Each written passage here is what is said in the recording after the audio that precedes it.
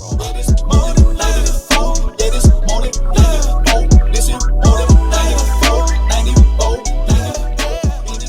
today's episode, we have 16-year coaching veteran Jennifer Sullivan. She's currently the head coach of the Florida Atlantic University women's basketball team.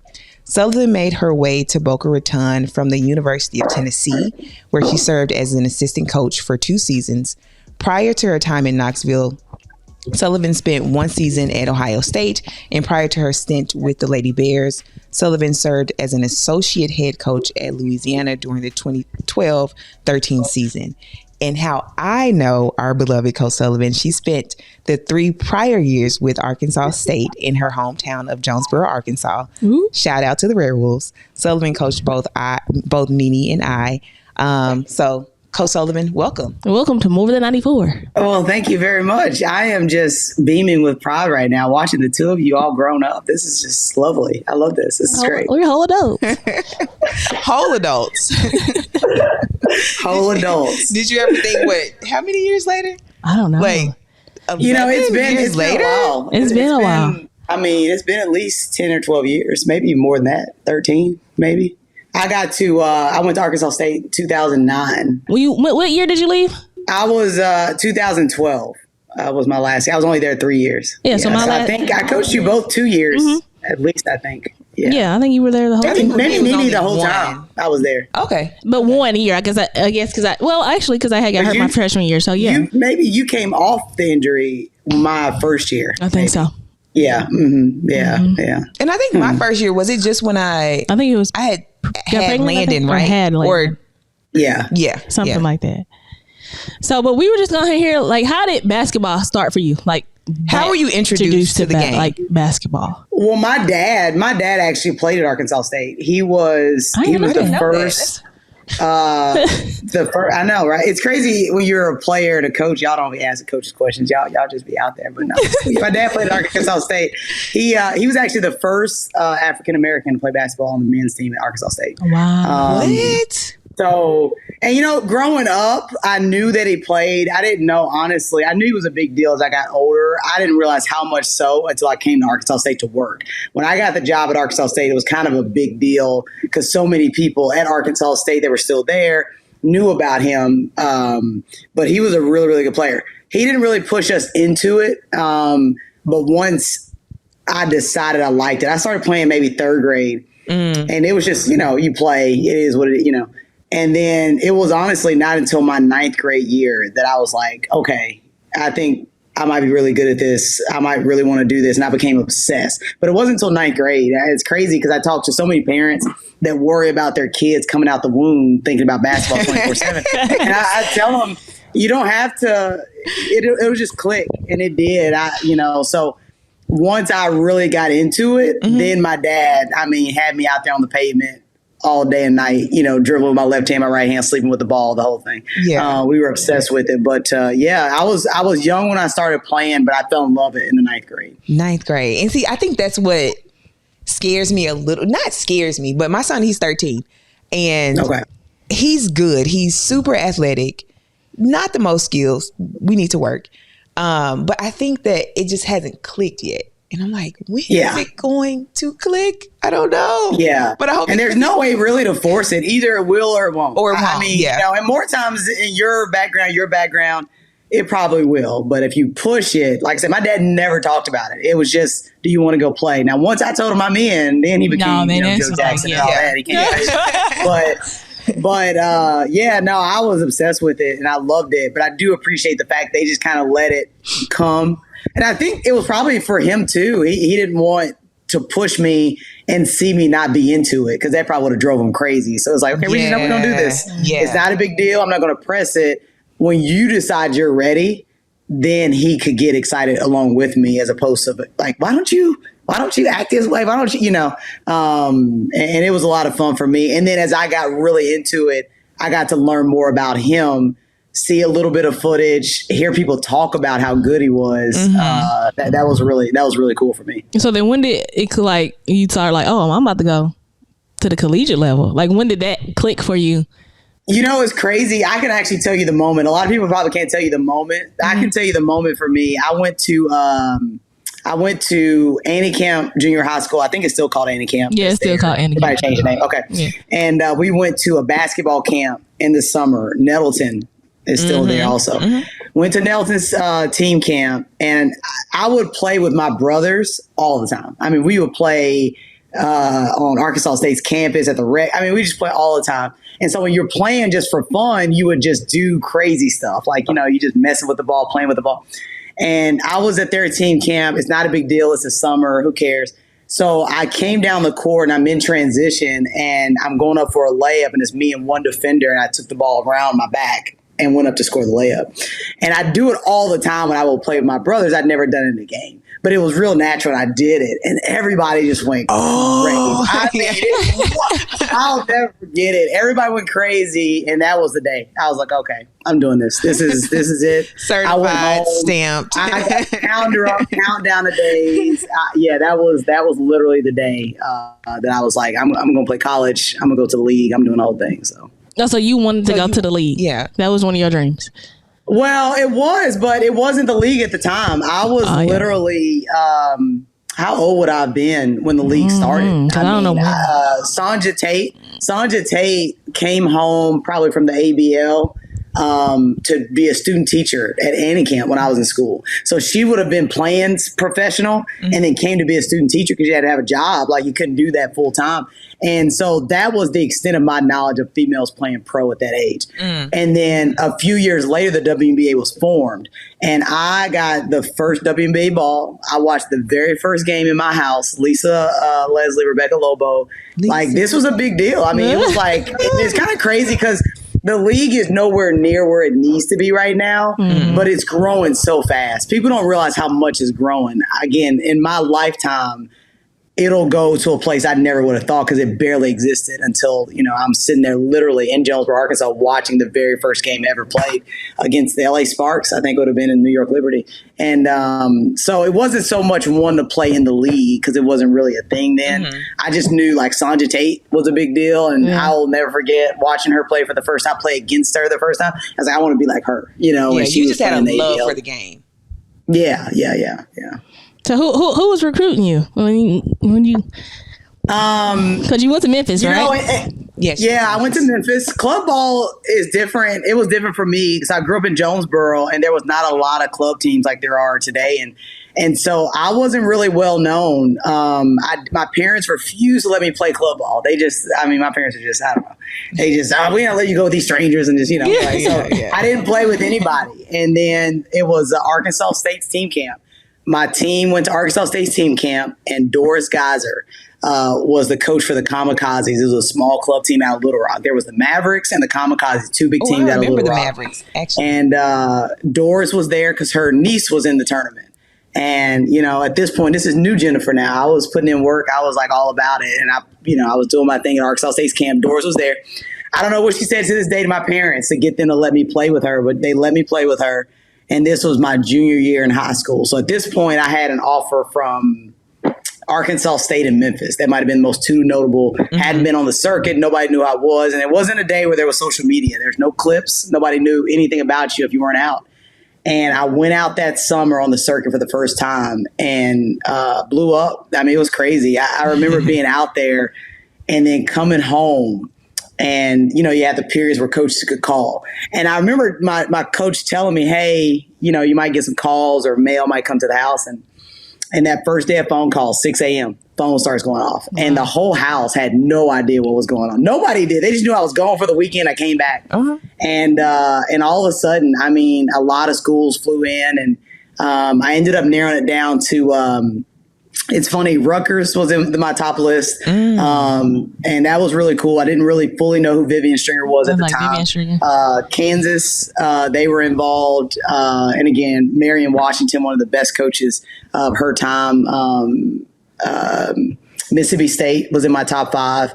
And that was Shannon Fanning was the head coach there at the time. And they were really good. Obviously, Memphis. TCU was in the mix because Coach Mitty was the head coach at Arkansas State at the time. He left, and Boyer took over, but he left, so TCU was in the mix. Ole Miss.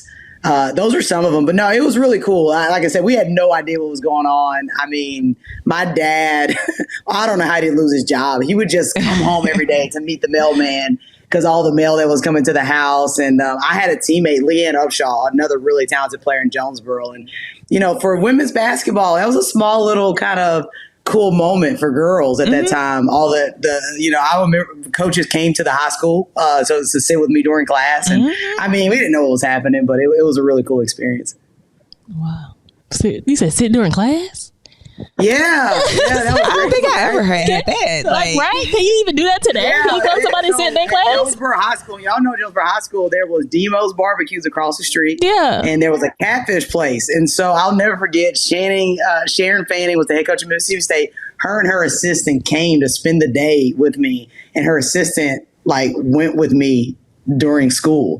And this stuff's not even legal now. Yeah, right. But she did. It's not legal now. And then the head coach was at the Demos and walking around school, and she was all out in the Mississippi State gear, and Rutgers came down, and I mean, it was really cool. They did the home visits at the house, and my mom had to cook. After a while, everybody kind of got tired of it, but in the beginning, it was pretty cool. Yeah, no, it was fun. Sullivan, what position did you play? My true position was a 3. I was a three. wing. Okay. Throughout college, I played some at the point guard spot because our point guard broke her nose, so I had to play at the point some, and then also I had to play at the 4. We played 4 out, 1 in. That's a little bit more normal now to play that way, but it wasn't then. But I played at the 4 some, but the wing is my true position. Okay. Yeah, similar. I would always tease, but similar to Nene. I thought if I had to compare my game, similar. Now, Nene was much better than I was, but similar game to kind of how she was. Mm-hmm. So what you do at Memphis? So you did pretty well at Memphis, or did you get hurt at Memphis or no? Or something? I tore my ACL my senior year in high school. Ooh, okay. My senior year in high school, I was at Jonesboro High School. It was February. We were on the road at Blytheville, I believe. And I tore my ACL. I didn't know what I'd done at the time. I knew it hurt. Ooh, and I remember, I'll never forget that I signed early. I signed in November. And I'll never forget calling my coaches and telling them, hey, we won the game. It was good. I'm good. I fell and I hurt my knee. I don't know what it is. And it's funny looking back as a coach, them hearing that conversation, what they must have been thinking. And I'm just talking. Crap. Yeah. And they're like, okay, how did you do it? And I told them it was non-contact. So, that's the first red flag. I was like, I was just standing still and somebody hit me on the right and I popped my knee on the left. Oh. And they're like, okay. And what did the trainer say? And, how does it feel now? And I'm just telling them, I don't know. It took maybe a week before it was diagnosed, but they knew. And I remember looking back to replaying how they heard the conversation, damn, she out, she done, Yeah. And sure enough, I tore it. So that was tough. I tore it in February. I missed the state tournament that year, but then I went to summer school. And I'm going to summer school off of an injury, having to now not only get in shape, get ready for college, but also get my knee to 100%. So my freshman year was really choppy. Looking back, I maybe should have redshirted, but I didn't. I was close enough. I was ready to play. And it wasn't until my sophomore year I kind of got my legs back under me. But I enjoyed my time at Memphis. I was there for 4 years, and my junior year was probably our best year. That was my coach's last year before she left for Southern Miss. But no, it was fun. I mean, it was close enough. My parents to come see me play. Yeah, you were right down the street, so they could come. Yeah. We got into postseason play a bit, and no, it was a lot of fun. So what made you want to coach though? That's what I was gonna say. How did you get into coaching? How did we go from playing Memphis and now we're coaching? Yeah. It was honestly the coach that recruited me. So obviously you guys went through the recruiting process and you're really close. I mean, you get closer to assistants, I think, throughout that process than you do head coaches. I think that's shifting a lot. I think it's really encouraged now for prospects to get closer to head coaches just because of all the changes and things that take place. But I was really close to an assistant coach. And it was maybe my junior year I decided you're going to have to, figure out what you're going to do. I went into school thinking I wanted to be a lawyer. That's what I thought I was going to do. Really? Because I just love to argue. I can see you being a good lawyer because I remember when I saw you and you didn't know who I was. But what's that? I I'm not gonna cut you off. Really, Sullivan? Because I feel like honestly, when Sullivan came to Arkansas State, I kind of gave Sullivan a hard time. You gave Sullivan a hard time? I did. Really? Are you kinda? You gave Sullivan a hard time? A little bit. Where was I? Like, I guess Jasmine. I don't remember. Jasmine never remembers. She don't remember any of her Arkansas State. I'll say this. So it's okay not to remember things, right? Okay. No, I'll say Nene gave me, I don't know if I can cuss on it. I'm not. Go ahead. Be authentically yourself. Nene gave me crap from hello, my name is Jennifer. Like I met her. Really? There was never, but I loved it. I really did. Again, I'm a young coach trying to figure it out, a team, and she was just how she is all the time. And I mean, like, we played one-on-one one time. And I mean, it might as well have been like the NBA Finals. She was talking so much. It was unbelievable. But no, I really enjoyed her personality, coaching her, very cocky but confident. And yeah, but back to your original question, like I had this coach who I really enjoy. It's like, man, I really think you enjoy what you do. I didn't really want to not be involved with basketball. I couldn't imagine my life not. Yeah. I thought about playing overseas. I wanted to. My knees are really bad by the time I graduated because I tore my ACL within years of all that punishment and cartilage. And so I was like, I'm not going to go overseas. I'm not going to play. I'm going to get into coaching right away. And that was why, because I enjoyed all the coaches I got to play for, especially that particular coach. But we had a lot of different coaches. Satia Messer was one of my coaches. And when I was in school, she's the head coach of UCF, but she was at Baylor and LSU for a long time. Mm-hmm. Brooks Donna Williams, she recently left ULM, but she was my coach for a long. We had a lot of great coaches. Tom Cross was phenomenal. He's a big time agent now. But I had some really great assistants. So I decided to get into it. I graduated in May. As you know, they put you out the next day. So I done. You're done. It's done. You are leaving. So I got out and I applied for a job at Rhodes College in Memphis. And I got the job. I didn't know. Yeah, it was incredible. It was drastically different, but I got to go back to Memphis and I might have still been 21 when I got that job because I had my birthday so late, but I was very young. Some of the seniors were my age. Maybe even one kid was older. But I was thrown into it right away. It was not so much intimidating. I think I always felt like I wanted to take a break before I jump into the real world. Mm-hmm. Because everybody's like calling me Coach Sullivan right away. And I'm like, oh my God, they're calling me at 3 a.m. with their problems. I'm like, I'm still out of this. I don't want to deal with this. But exactly. But no, it was great. And I literally got into it right then and I've never gotten out. I've been doing it ever since. And it's incredible. I love it. I've never lived a life that was not November, the season starts, summer, July, I'm going recruiting, campus in June. I've never not done it. It's something about it that just makes you feel young. There's constant competition. There's constant engagement with families. It's just, I can't imagine not doing it. I love it a lot. Yeah.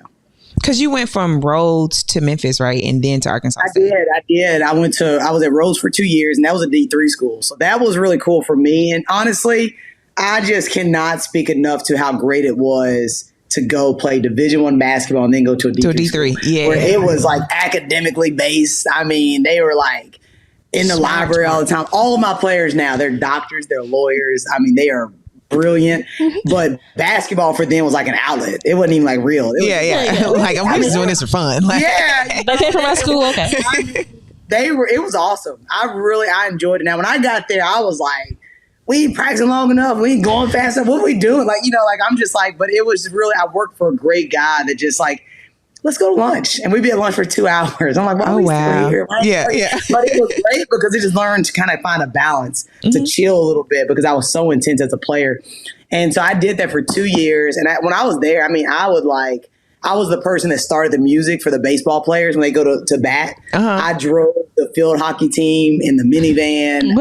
So you did all the things as the coach. I did field hockey because at a place like that, everybody's a part of everything. Yeah. Everybody helps out. And it was a really, really cool experience. And so I left there after 2 years, went to Memphis on the coach at the Times last year for a contract. So I was there for 1 year. That coach was let go. And that was another incredible experience. I tell young coaches now that get in a situation where you are let go. Now, I was an assistant when that happened, but one of the best things that ever happened to me. I think it was a great experience to be a part of that, to see that it's real, to see that it's a business. It made me better. It was really a great experience for me as a young coach to be a part of that. And then to see how my boss at the time handled it. She handled it first class and just kept everything. Her character was great, and I appreciated that. But I left there, went to McNeese State in Lake Charles, Louisiana. And when I was at McNeese, that was coming off being fired. I had to find a job, stressed. Yeah. And I go to McNeese, and I worked for one of my former coaches for a year. And then during that stretch, I'd worked Arkansas State's camp and kind of got reconnected with Coach B. And I worked the camp. I thought it went well. He might have had an opening at the time, and I tried to apply for the job, didn't get it. But he said, hey, you never know, blah, blah. I go to McNeese for a year, and then my boss got a call from Coach B asking to speak with me. And I came back, and I was at Arkansas State for 3 years. After Arkansas State, I went to Lafayette. I was there for 1 year at Lafayette with a former coworker, and then I got the call to go to Missouri State. I was at Missouri State for 5 years. That was the longest stint I'd ever spent. Wait, I missed that. Yeah, okay. you was at Missouri State. I missed that. I was there for 5 years, and you guys would have played Missouri State, so you know the history of the program, and just, I mean, incredible to be there. But it was, the coolest part was to actually recruit a player out of high school and then see her graduate. I'd never done that before. Like, I would recruit and bring them in and then move on. And so I got to do that for 5 years. I kind of got close to Arkansas State because I was there for 3. And then left Missouri State. At that point, I kind of knew I wanted to be a head coach. Went Ohio State, Tennessee, and now FAU. So when did it, like, you said at Missouri State, why did, like, you've been assistant this long? Is that your goal? Is that most people's, like, most coaches' goal is, like, if I'm an assistant, is there people that, like, want to be an assistant for the rest of their career, or is a head coach was always your end goal? I'll be honest, I probably could have been an assistant forever. I really enjoyed being an assistant. I liked it a lot. But I think as you continue to grow and develop, you're going to develop your own ideas, your own thoughts. Yeah. And so when I was at Missouri State, I worked for, she's now the head coach of Tennessee, Kelly Harper, and one of my top mentors. I love her to death. So I worked for her for 7 years, and I learned so much from her. But there comes a point where you now got to kind of go and put what you've learned to work. So it was maybe going into that 5th year, I told her, you know, it's probably getting close to time. And the one thing I wanted to do before I became a head coach was to go to a Power 5 school. I wanted to go to compare, to see the differences. I don't know that I necessarily had to do that, but I wanted to. It was important to me. And so that was a scary jump. I was really happy at Missouri State. And I got a really good opportunity to go work for Kevin McGuff, who's the head coach at Ohio State now. And I just think he's one of the best coaches in the country, period. Really? I really think top 3. They went to the Elite 8 this past year. We're literally a couple of possessions away from making it to the Final Four. He'll get there, no doubt. He's going to get there. He does a terrific job on the court, how he develops and teaches. And he knows how to recruit. So went there, and then the Tennessee thing kind of fell in my lap. Kelly got that job, and I couldn't turn that down because it's Tennessee, you know. And so you can't turn Tennessee down. Like, what are we doing? Like, right? Like, who never? Exactly. Kid never wanted to go to Tennessee. Everybody wants to go to Tennessee. Everybody wanted to play for Pat. There. Everybody wanted to play for Pat. Everybody wants to play for Pat. Yeah. But wow, that's wild. So Coach Sullivan, just like transitioning from, even throughout your coaching journey, like, how did you find your voice and your style? Yeah, I mean, I think it's it just happens over time. It starts with your confidence in yourself. I always consider myself a confident person. I can reference a lot. I think probably the job that I grew the most at, hands down, was Arkansas State. Absolutely. Really? That's what. Yeah. You? I'll tell you why. And I asked that question too because you go from assistant to, you know, you've been to Power 5, then you are a head coach now. But then also, I do remember you at Arkansas State, and I felt like, I don't know, like, my recollection, you were kind of quiet. Yeah. Yeah.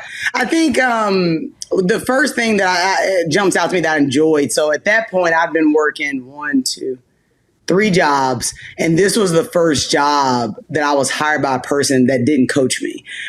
So I think I enjoyed my time at Rhodes, but it just made sense. Why not the former player at Memphis hire her?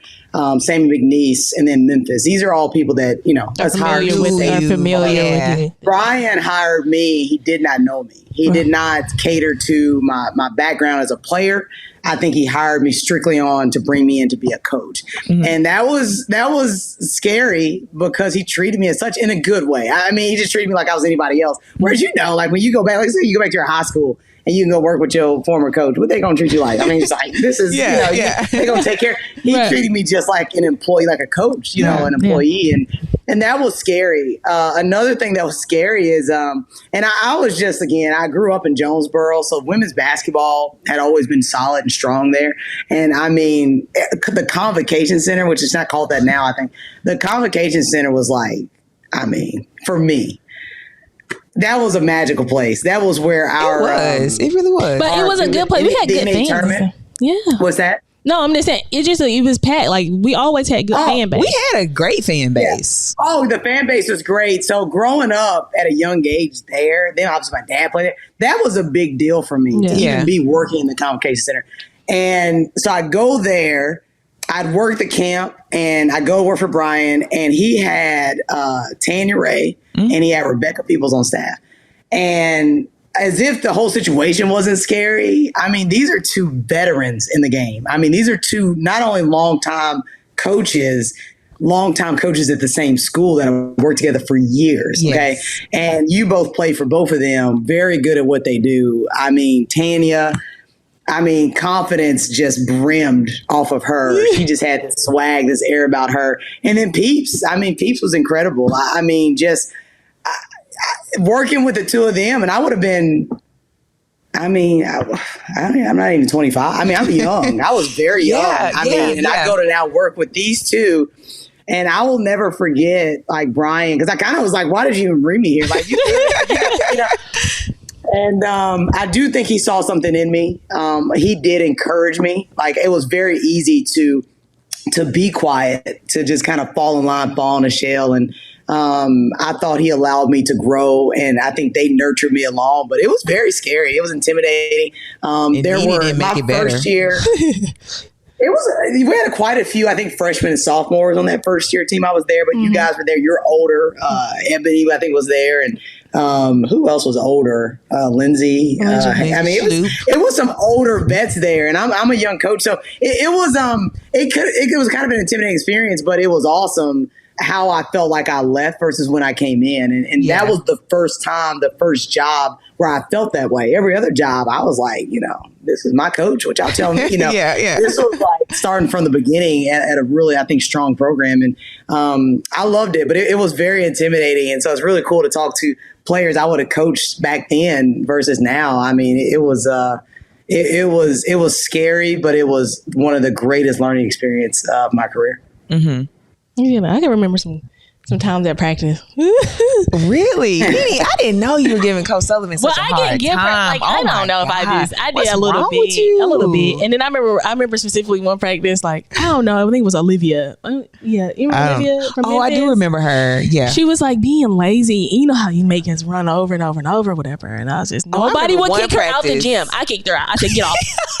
I feel like get off the court. Get off the court. Yeah. Like, get off the court. But I didn't give her that hard time. I let up though.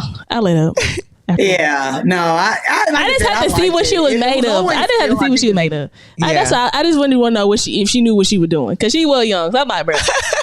Like, why are you here? Like you're young, you look my age. I know, yeah, exactly. Yeah, because I still deal, and it's funny, like, especially with young coaches. That's the one thing, because on a lot of levels, I was needy.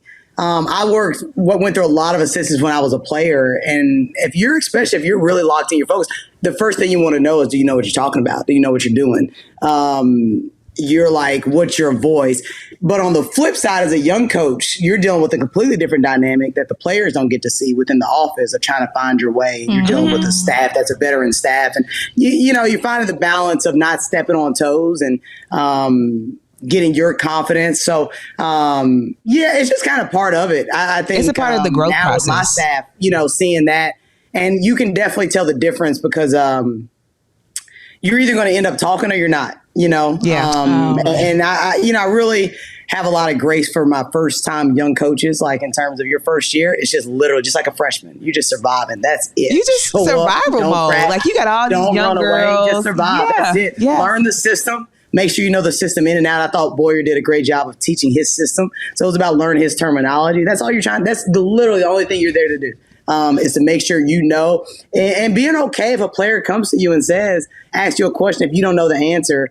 It takes more to go and say, I don't know, and go find out the answer than trying to make something up. It's owning that you don't know. Don't try to force it because players can see through that right away. Oh, yeah. They can tell when you don't know what you're talking about. And just try to be comfortable in your own skin and because as a player, you can be in that space and it's awesome, but then you guys would have graduated and had your first job and you went through that same thing for the first time all over. Exactly. Again. And so everybody goes through it. It's okay. And you just try to figure it out and grow during the process. Mm-hmm. Mm-hmm. So like in the coaching world, like you coach with all these other people or whatever. So like, is it the same? Like you can create that your team or your community, and like you keep hanging out with, even though y'all might go y'all separate ways, like keep hanging out with certain assistants from every job. Like, do you keep that close reach? Oh yeah. Yeah. No, when I was at Arkansas State like Peeps was my girl. I love Peeps to death.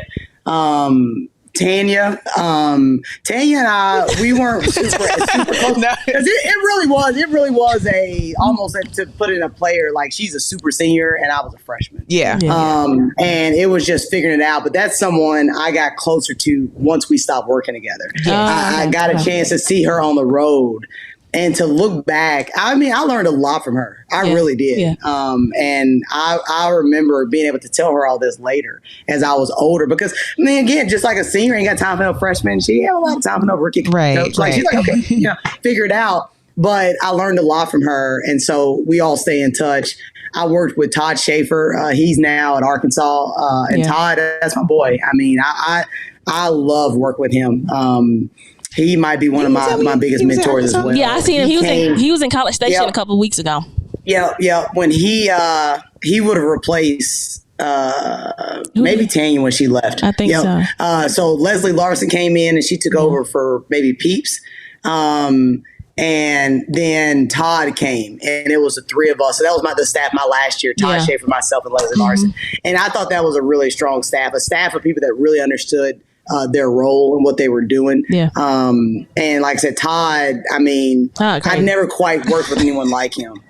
But he was really good. I don't think he was my coach. I don't think he was your coach. No, he wasn't my coach. No, he wouldn't have been. No, but he was good. He was intense. He was good. So like, what was your responsibilities? Like, cause I never knew, I know people are like assigned things. So like, was Coach, I know she was was she like the first assistant is a thing, like the first, second, and third assistant and stuff like that. So what was you in charge of?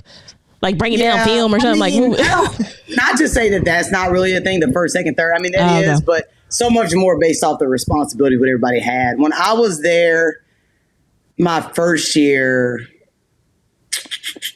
You like travel? Like I know some people do traveling or like. No, I think I did like community service. I helped out with the post players. I think that would have been the first time I'd ever worked with posts. I was a guard. I was just saying you were a guard. Why? How did you get assigned to the post? Well, because again, I want to say maybe Peeps. Okay. She was a guard. The guards, maybe. And so, Ray was and maybe I assisted Peeps, something like that. I assisted somebody. I was either assistant Tanya or assistant Peeps, one or the other. Community service. Academics, everybody had an academic team. Responsibilities for coaches all pretty much the same. The biggest spots are the recruiting coordinator. Tanya, I think maybe would have been that. And then as it developed, when I left there, I was the recruiting coordinator, and I might have been working with, I don't know who I worked with when I left position wise, but but the responsibilities are kind of all about the same. Yeah. So since you a head coach now, like what did you take from all the experience and now, like how do you run your program? What were some of those key lessons that you learned, that you still transition over? currently? I mean, there's a lot of them. I think one of the things I really learned a lot is that from a head coaching your staff standpoint, your staff, your parents now, your staff will reflect your team. I don't know that I really knew that until later in my career, looking up and seeing our staff. And it's like, oh my God, our kids act just like them. And you don't really see that, and as parents, I think it's similar. Whatever you think you may or may not be showing your children, they see everything, they feel everything. And so they're going to be a reflection of how you all are. And that's always been big for me. I'm a pretty high energy coach. I'm a coach that's big on communication. I'm a big open door. I want the players coming by. And I want my staff to be that way. I want them to, I'll never forget a coach told me, anytime a player walks in your office, stop what you're doing. Put your pen down, stop what you're doing. Yeah. And our kids come by a lot. I mean, it's kind of a pain in the butt. Go Sullivan. Nothing works without them. And so that's how our office operates. We're a very relationship-driven environment organization. And that takes work. You have to be really intentional to do that. Spending time with them outside of the office. We do a lot of things to spend time with them. Especially now in the world of the transfer portal, I think that's important. Them getting a chance to feel like they can speak to the head coach. And the kids are different now. They're different than how I am. And like I said, I'm so fortunate. I've coached as an assistant so long, and I work for all types of head coaches. Literally all types. I can't tell you how many balls I've had. 9. I mean, and it's a lot, and nobody's the same. And you just pull away. I like that. I didn't like that. Nuggets. Love that. And you pull it together. And one thing that just sticks out to me, it really does matter how consistent you are.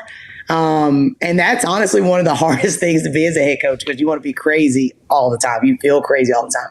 Yeah. And you have to be consistent. The kids have to know, who is she going to be today? You can't be acting one way on this day. One thing that I try to do, and it's hard, is really not address anything after a loss. Really even after a win. We win, we lose. I go in there and we call it up, and I'm going to go watch the film. I'm not going to have no meetings, no talks. I don't want to talk about it. I got to go watch the film. I was always that way as an assistant. I would be just going off, because an assistant, it's all about opinions. That's all you've been paid for, is have opinions. So we just terrible. We just great, And then you go watch the film and you realize, oh my God, we were terrible, or we were really, really good. You don't see that.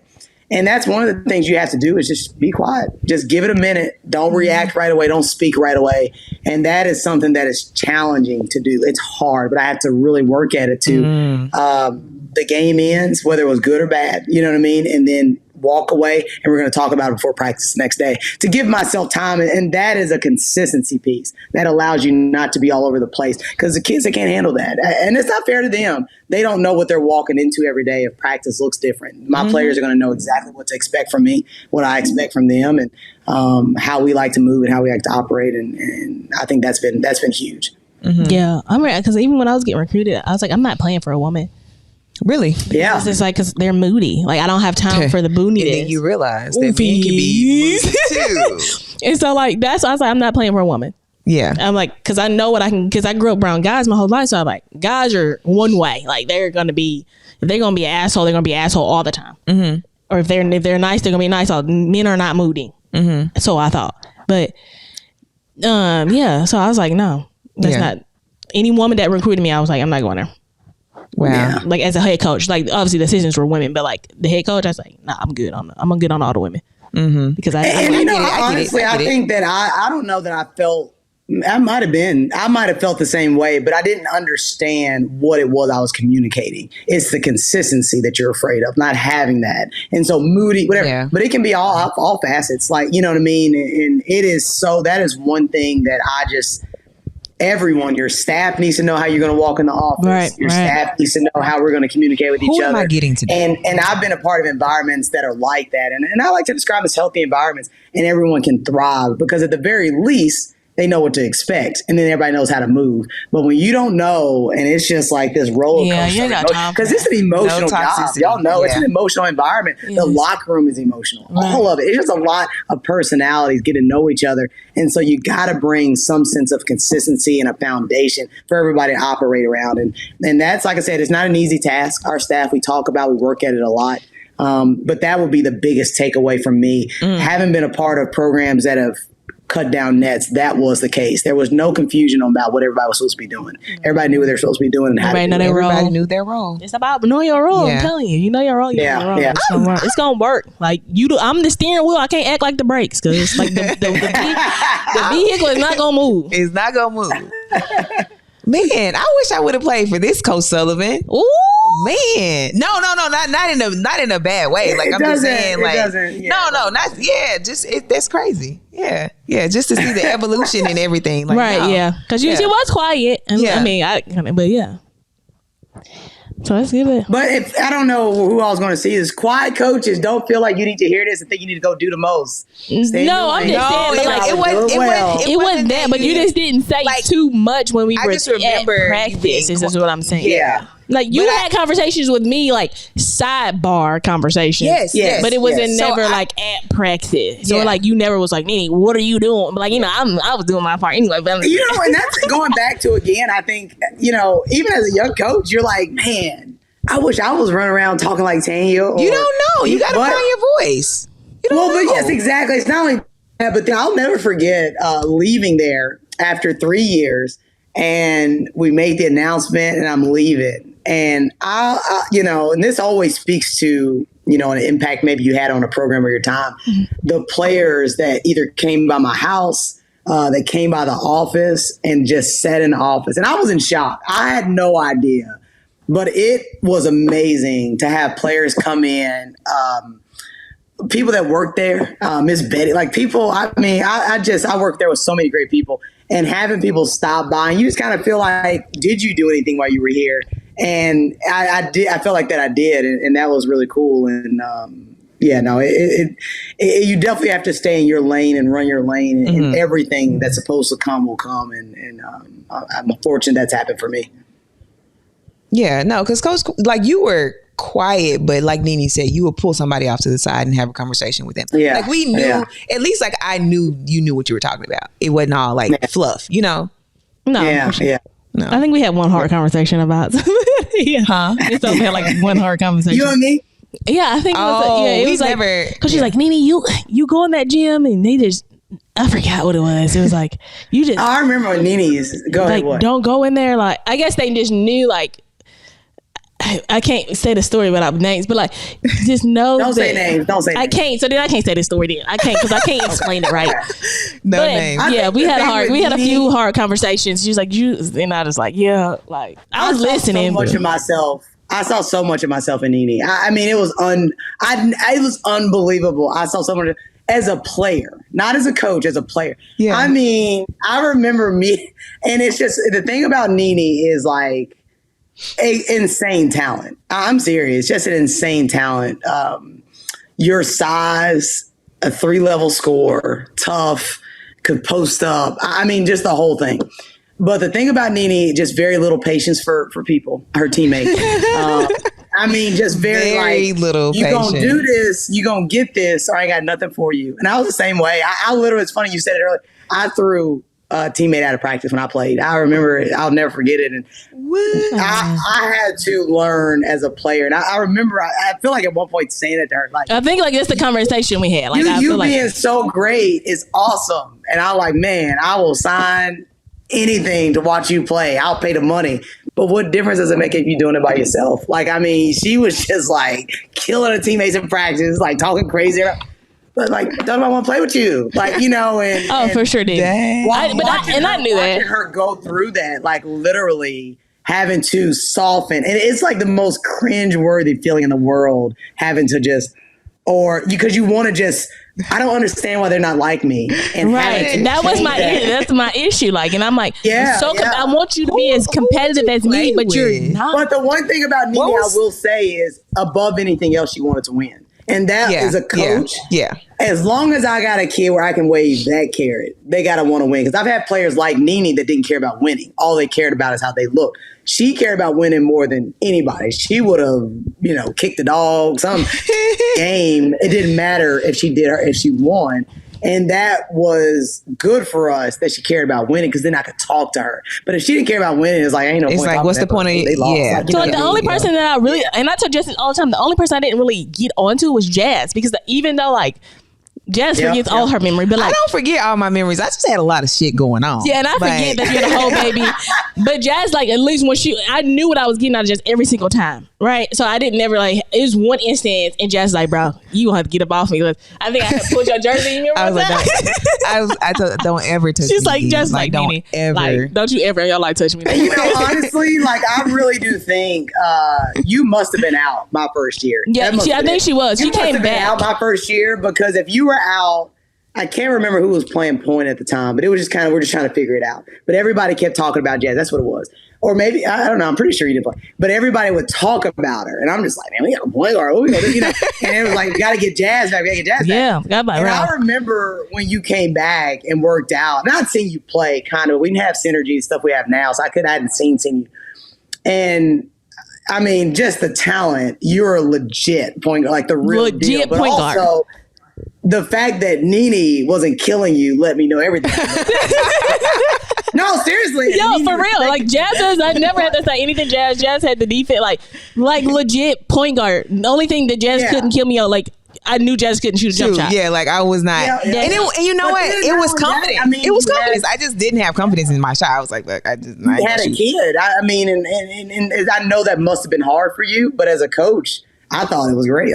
Because once you got on the other side of it, and I came when you got on the other side, I wasn't there in the beginning. That means this is a person who had to give birth, go to class, basketball. So you're already tough anyways, and having to go through all of that, I saw that when you played. And man, I was thank God we got a point guard. I was like, listen, I was like, girl. Hey, it was tough. I was just trying to survive. I was we gotta get the point guard back, cause this ain't it. I don't even know who was the point guard, but it wasn't it. That person was not it. I was like, bro, because it's I don't know who it was, but it wasn't it. Because at least Jazz had defense and bro, I was she was tough. I remember Jazz talking. He had the best defender on the team. Them arms extra long. That's right. I was leading in blocks. Leading blocks. She the point guard in Sun Belt leading blocks. Leading blocks. As a point guard in the Sun Belt, Jazz is leading blocks. What other point guard leading blocks? None. Yeah. And it can dribble though. And could have handles. And then but that's why I get on to my son. I'm like, bro, handle the ball. Handle the ball. So how long you been at FAU, and how long you think you're gonna be there? Is this lifer? Wait, What we need to transition? Every job I've ever taken, and I mean this, I really mean this. I have never ever taken a job and thought about where I'm going next. You literally got to pour everything. If you plan on trying to do something, you got to pour everything you have into it. And this job. This is the end of year 2. And I was so excited when I got offered the job and got the job. And I love it for so many reasons. This was the job for me. It was no doubt. I mean, it's kind of crazy the circumstances how I got the job. And it was just a no-brainer. This is where the Lord led me. And it's kind of, if you get a message and you your faith and this is it. Maybe this was no. There's no doubt this is where I was supposed to be. And it has been awesome for me.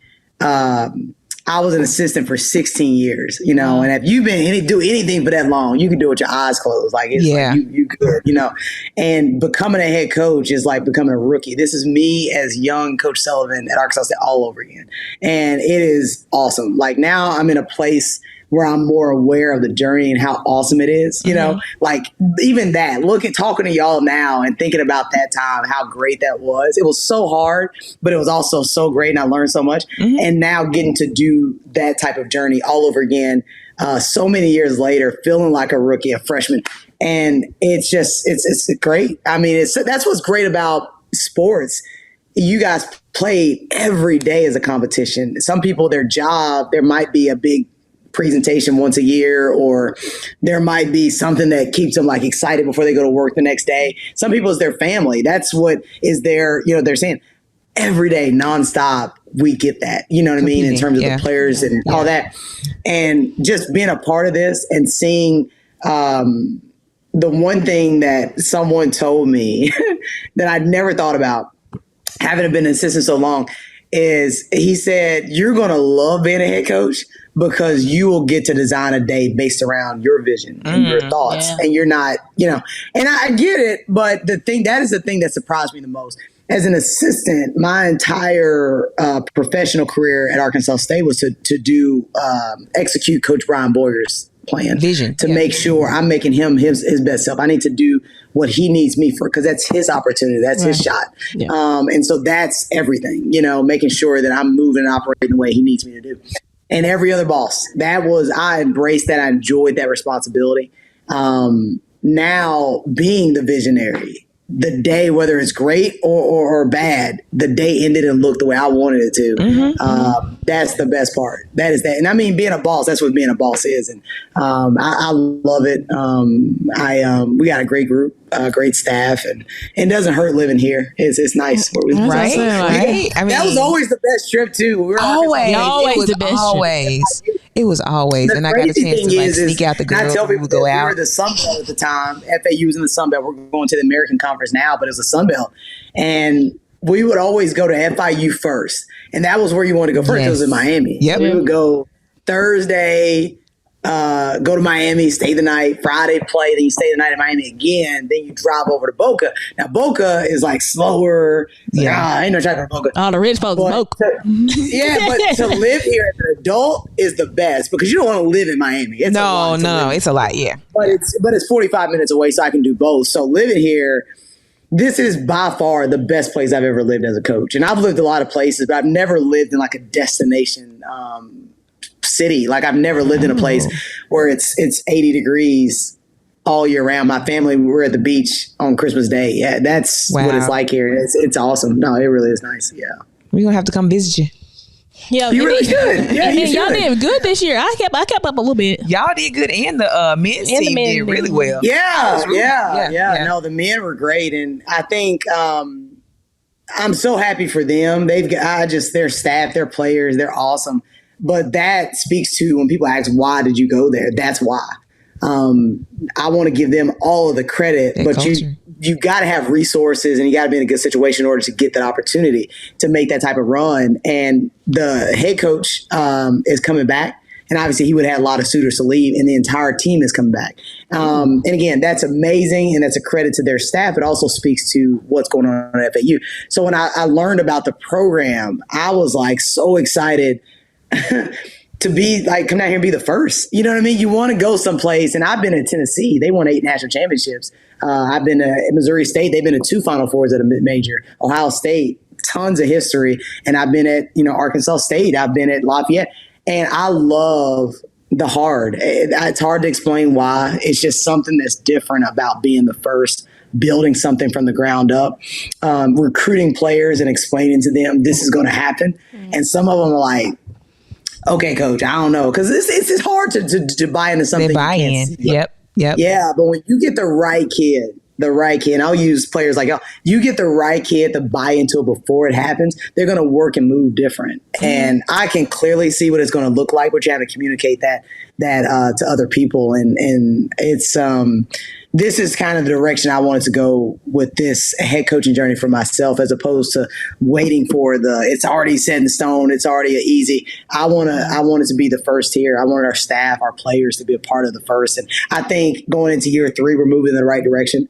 I think going into the American Conference gives us a chance to be in a league that multiple teams go to the NCAA tournament. That's what you want, to be in a multi-bid league as opposed to just one. And so, I mean, it just kind of was a no-brainer to me. I was like, this is the school. This is the school where we're going to do something special. And everybody's going to be like, what? Now, again, the guys let the cat out of the bag because they kind of did it this year. Your camera, yeah. Because it moved. But yeah, no, it was really cool to watch them make the run, and people are like calling, like, what is going on? I'm like, no, I mean, I could see it happening, and then once you get into the NCAA tournament, all you got to do is get there, and it's all about matchups. I mean, it's just literally about matchups, and they were matched up with Memphis, which was a tough one because that was my school. I really wanted Memphis to win. I'm not gonna lie. No, like honestly, I'm kind of already sold. What is your issue? Why didn't y'all like it? It was the worst. What is it for? Besides, okay, we can figure out a different way to figure out mental toughness. Like that's all it was for. You already answered your question because you started with it was the worst. That was wild. It was the worst though. And then you got the community coming out. That's even like who wants to watch a bunch of girls run a mile? Like I got some. They loved it. I feel some type of way about you wanting to see it back. Do not bring that. Do not bring that back. You guys would run first, and then they would do theirs, right? Y'all didn't do it with them. Y'all would go. No, we went, and I think we got rid of it by the time Sullivan got there, right? Did we get rid of it? No. I was there for it.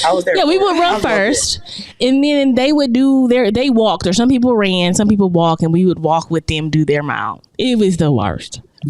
I loved it. Why? Y'all just debuted something that's coming. Really? Well, I'll go to the mile itself. It's funny because you literally, like I said, you answered why. I was a player that was in really good shape. You both were. It took a lot for me. I could sprint. I could do sprints all day, 200s, all that. I could run all day. It took a lot for me to be like, take pause. We ran a 2-mile run when I was in school, and it was a conditioning test. You had to make it in 16 minutes, so an 8-minute mile. And what happened is when you get back for the fall, we do summer school, you go home, you train for it throughout the summer. When you come back that first day, you got to make it. And if you make it, you're done. If you don't make it, you keep running it. And you have to make it before the first game, otherwise you don't play. And, I never did not make it.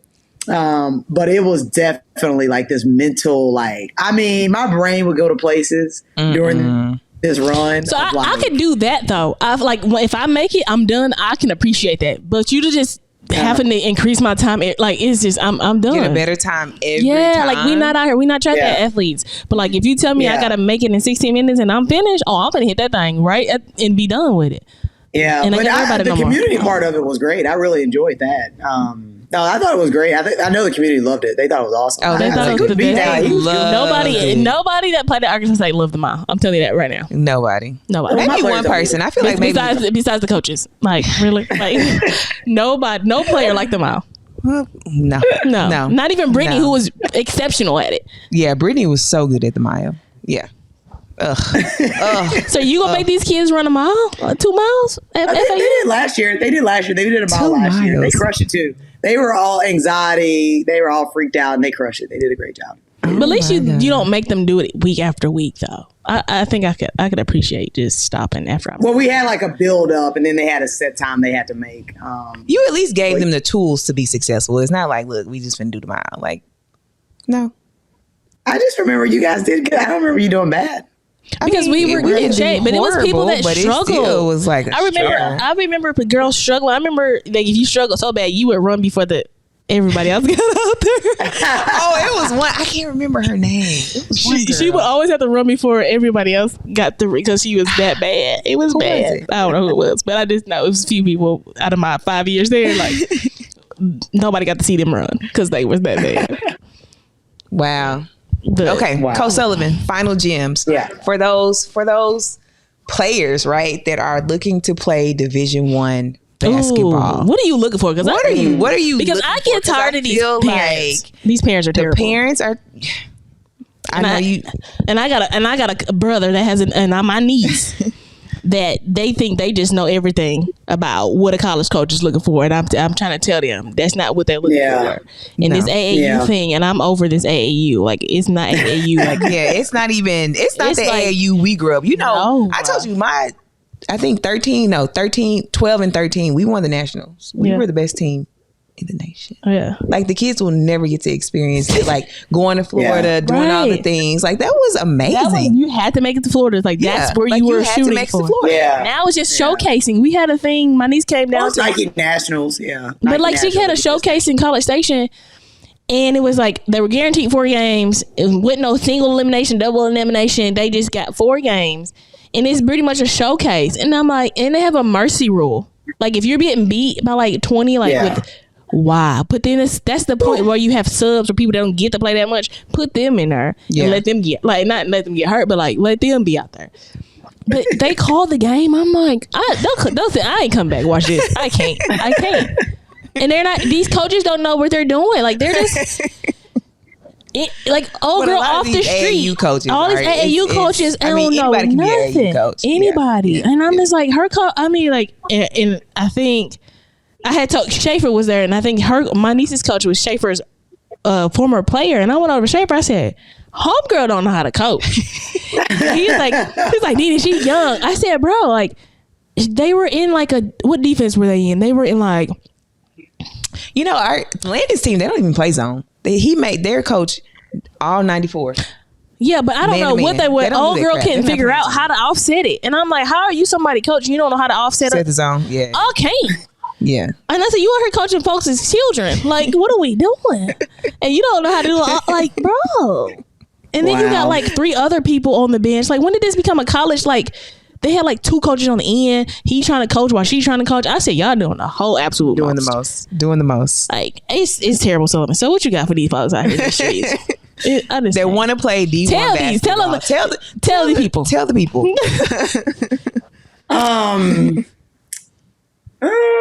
Well, I'll start with, we're assuming the talent's already there. Right? Yeah. We're assuming you're going to go recruit this girl to play at FAU or whatever. Yeah. So obviously that's the first thing that attracts me to them in the first place. So boom, they're the next, Jazz, their next Nene. So they have the talent. I think for me, and every coach is different. Based on your program, I guess would be different to the base program. Yeah, I think it's hard to replicate how hard the transition is from high school to college. It just is. It's just a process. It's hard. My dad said it to me that, if you're not in love with it, if you don't love it, when you go to college, you're not going to make it. And I loved it when I played when I was in high school. But now I knew what he meant because I was in love with it and then I hated it very quickly my freshman year of college. I hated it because there were just so many different things that are introduced to you at that time. Teammates that are better than you, a new coaching style, a new system. I come from Jonesboro, a small little town. I was very sheltered. I'm away from home for the first time. My own apartment. I can come and go as I please. I never had that. There are just levels and levels of things I'm going to go through. It just makes it all hard. it's hard. Mm-hmm. And so the biggest thing is as coaches, we're just trying to find the talented, when I'll get to the character piece in a second, but kid that's going to handle the transition the best, and that's big. We know what it looks like. They don't. They think they know. And some kids are fortunate that maybe have coaches that college coaches that were their parents or parents that were. Yep. But you're trying to find the closest thing to a guarantee that's going to make the transition and thrive and go back to being exactly what we saw in you in the first place. Like, this is why I want you. Now I'm going to put you through the ringer, and then I need you to come back and be that at a high level when you get through it, if that makes sense. Yeah. And so we're looking at, how do they receive coaching? We're looking at the program they're coming from. Are they being coached hard? We're looking at, I'm big on, coaching. July, the summer is a big, club teams. We're going and we watch them. That's the easiest part. She's good. Okay. But I love going to their high school. I love going in their home. I love talking to their parents. I want to talk to anybody and everybody that might have anything to do with this kid. Because I want to know all of it, because all of those different things. I come from a big family. My parents were so vocal and involved in the recruiting process, and they just opinionated. So I think I have a really good feel for people, and I can identify like, okay, this is what this might look like in our environment, and that's all we're doing. Sometimes we get it right, sometimes we don't. But I'm trying to identify who's going to handle the transition the best. Will they know how to speak and be in front of a camera, speak to me? That's part of it. I think a lot of kids assume it's all on the coach to have the relationship. It's 50-50. I think it's my job to create an environment where they can come speak to me. But then you got to come in the room. Like, you know what I mean? You got to speak and learn how to do that. And you got to get players that they want to win. It's easy to want to win in high school, but are they going to want to win when it gets hard? Because we have to break them. You have to. I mean, that's part of it to transition in. But man, watching them get on the other side of it is just the best thing ever. It's nothing like it, because that is setting them up for so many great things outside of college. I'm telling y'all, know, once you get through college ball, you can do just about anything. Yeah, I don't know. Like once you get, I've never given birth. Y'all have experienced that, and I know my sister tells me it's out. But I tore my ACL, and I was like, if I can get through this stuff, I can do anything. For sure. Yeah, I mean, yeah. But no, you really just feel like you've been through something that really gave you tools. You're being thrown into an apartment with 3 people you don't know that come from different backgrounds. Mm-hmm. You're having to learn how to manage your emotions. But the essence of it is the same thing. You want to win, but you got to learn how to do it with 14 other people. So finding that's our job, is to find, because, being at like a Tennessee, Ohio State, there's 25 great players in every class. Yeah. And at that level, everybody's competing against everybody to get the same 25 kids. Mm-hmm. But you got to find the right kid for your system. Mm-hmm. It ain't going to always be just the best, that kid. Yeah. Will she work for you? You know what I mean? Can she get to the other side of the transition? And that's important to me. So getting to know them is really important, to know their background, where they're coming from. I like to hear when they've been through adversity. I love kids that have chores. I love kids that have been told no. I love kids that have had jobs. That's something, it's this common thing now to play basketball 24/7. But I love a kid that's worked. I worked at McDonald's when I was in high school, and I had to go through what that was like. And I love that. I love that because they've been in the real world. I worked with grown-ups that they had no choice but to come to McDonald's and work. I was there like telling my boss, you can I quit. I don't need this job. Right. I don't McDonald's money. That was their job. And I got to see that at 16 years old. And so I think all of those things help you become stronger and prepare you the best you can for what it's going to be like. And right now, our kids are moving in. We got some bright-eyed freshmen and transforms, and they don't know what they about to see. They don't know. I have no idea. Yeah. But what about this? What about this basketball IQ though, Sullivan? Because it's a real struggle in these streets. Like, how can you? I'm just asking. Like, I don't know if I just had it. I think we talked about that last night. Like, how do you teach basketball IQ? Because a lot of these kids that I'm seeing, it's like they don't know how to improvise. They're looking at coach to tell them like, okay, I'm trapped, or I picked my dribble up, I don't know what to do, or the play broke down, and like I don't know what to do. Like I don't know how to improvise. Like how do you teach IQ? There are some things that are difficult to teach. That's when you're identifying, like I say, the talent. For me, the talent is all the things that we look for in, let's say, a point guard, a wing, a post player. So I guess you will look. And we have, a lot of things that we look for in each position. And I won't say it's like size because you can't coach that. You can't do anything. It's right up there, and that's something I had to learn over time as a coach. And, I'm not saying you can't, if you get a kid that just can't shoot, I'm not saying you can't make her a better shooter, but I've not had a lot of success transforming that. You have to go out and recruit a shooter. Yeah. The same with basketball IQ. If that is something, you run a system, like if you run the Princeton or you run Triangle, some type of system that requires high IQ, then the grade point average is important. I think there is a lot of correlation between the classroom and the court. And so it just kind of depends on your system. But I don't think you can waste a lot of time. You're going to give them some tools, you know what I mean? You're trapped, learn how to retrieve dribble and get the ball reversed, things like that. But we don't have a lot of time with them. People think I'll be honest, coaching is the thing I do the least.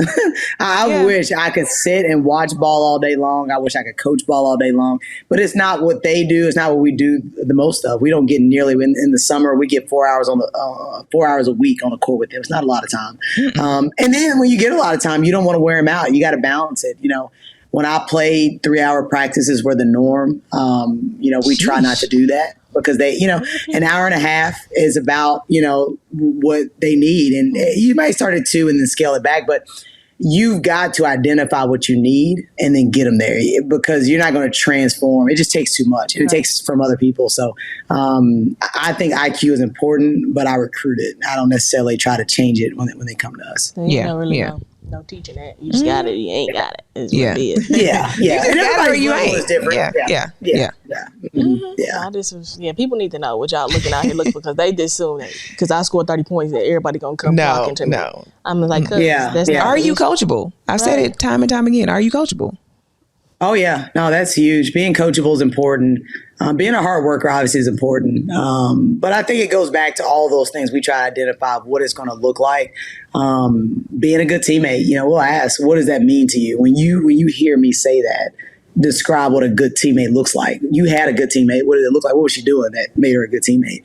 And just talking through all those scenarios with them and getting them around your team and having your team be able to communicate your culture and things like that. And like I said, it's a process, but on the flip, as a coach, we've been doing this so long, we know, you know what I mean? Like what they don't know, what they're going to have to learn when they come to you. And the end of the day, the most important is good people. It really is. Yeah. You got to get good people. Yeah. And I mean that with our staff in the office. You can get through most anything. And I've been a part of teams with a lot of good people that we won, and we won fast. And I've been a part of teams that we did not have a lot of good people and we didn't win, or we won fast. It's fine. You win different, and you win to sustain with good people. Yeah. And what I mean by that, there's always going to be challenges. When you're with good people, we got a problem. Let's figure out how to work on it together. Mm-hmm. Let's figure out how to get this thing done. It's not everybody going their separate ways. Not everybody kind of talking themselves. No, we're going to get in there and figure it out. And everybody's fighting for everybody else. And I've been a part of some staffs where all the assistants, we were as tight as family. Mm-hmm. Like we were going to make sure that if she's having a bad day, I got her. If he's having a bad day, I got him. And we were doing it because we want to do it for the kids, and that's what you want to be a part of. So good people, players are going to work hard, that are sustained and built for this life, because everybody's not. Those things are important. I love it. Yeah. I love it. I think that's it. If you have any job openings, I'm just kidding. You trying to hire Nicole? Hire me plus years. You gonna hire me? You and me in the office together. I don't even know. Oh, we can. I'm a whole adult with 2 kids now. I'll tell you this: Todd Schaefer and I got into a knockdown dragon argument the first day in the office together. Yeah. He'll tell anybody. What? This is one of mine. We got into. Oh, let's hear it. I want the tea. He said his favorite player was. And I ain't gonna lie, it might have been somebody like. Mine's is Kobe. That's my guy. And his was like somebody like Reggie Miller or something. I ain't lying. Reggie. And I mean, I was like, I got nothing for you. I can't respect you. I can't talk to you. I got nothing for you. And we got into this drag screaming in the office. And in the middle of it, I fell in love with him. I was like, this is my guy. Like, I mean, and I actually work well with that. Like, I could just be, I like to argue a little bit now. I like to get after it. I ain't got no problem with that. And I really enjoyed that about him. We could just really get in each other's face. So, Nene, that might be what you and I look like in the office place together. Just being a competitor. I'm just a competitor. It's never personal. Never once was those things like, it was never personal at all. Like, I'd be like, bro, get your stuff together. Like, that's all I'm asking you to do is get your stuff together on the court. It's that simple. It's that simple. Get it together. Just like, bro, like, get it together. Like, hustle. Like, it's effort. Never once did I come at you in your character. Like, it was just basketball, and it's just being a competitor. I need you to compete while we out here because we're trying to win. Because my thing is like, I'm depending on you. You depend on me to win. So I need to tell you what you're not doing so we can win. Like, I don't understand why people don't understand that. It's all about the how, though. It's all about the how. Like, I wanted to win, and I was in school, and I had a post player. We needed a post. And, she was more needy, like rub my back and, make whatever. But I needed her to be good for us. And I remember talking to my coaches about it. And they're like, you're going to have to meet her where she is, and learning at what that meant, meeting them where they are. And so I would like, hey, let's go work out outside of practice. And I had to stop yelling at her in practice. Now, in the individual workouts, one-on-one, I would yell at her. But like in public, I didn't do it. I mean, again, it was hard. It was so hard. But I wanted to win so bad. I needed to figure out what she needed. And that is what is being a coach, being a captain.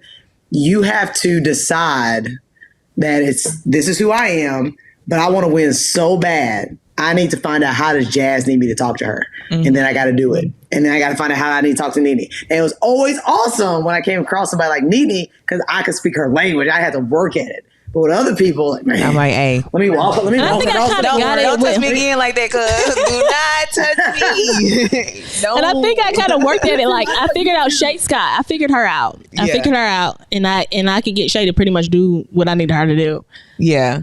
Oh, Shay. And rebound. Like I got Shay was like, I got you. Like she was like, Shay was like, I'm not rebounding for her, but I got you. Yeah. But I figured it out. But okay, I can fool with it because she was going. But the other people, I'm like, Shay, you can't be like good. that. She was good. Yeah. And that's the case a lot of times with post players, you know, because they do the dirty work. They were tall in fifth grade. Yeah. The confidence is different, and you have to really meet them where they are. And guards, we just crazy, you know. But no, she was a great example. I think Shay was so good, but she moved different. You can't be talking to Shay. You can't talk crazy. Like you be like, yeah, Shay was a little different. Shay Scott. There's so many things I remember now. Like Shay Scott. Practice was the best. Like, and I tell anybody, like, I don't miss basketball really. I just miss competing every day. Yeah. It's I just miss competing. I don't have to go play another game of basketball. Just the competition. No. And I get to see it through Landon too. That's like the most rewarding thing because I'm like, okay, and he's getting it and he wants to get it. I'm like, you can be. And when I watch my niece and she's touching, she's not a competitor. Really? And it drives me Landon crazy. played with a broken nose. I was like, bro, let's go. Like it That's drives, awesome. she drives me crazy. I'm like, bro, compete. What are we doing?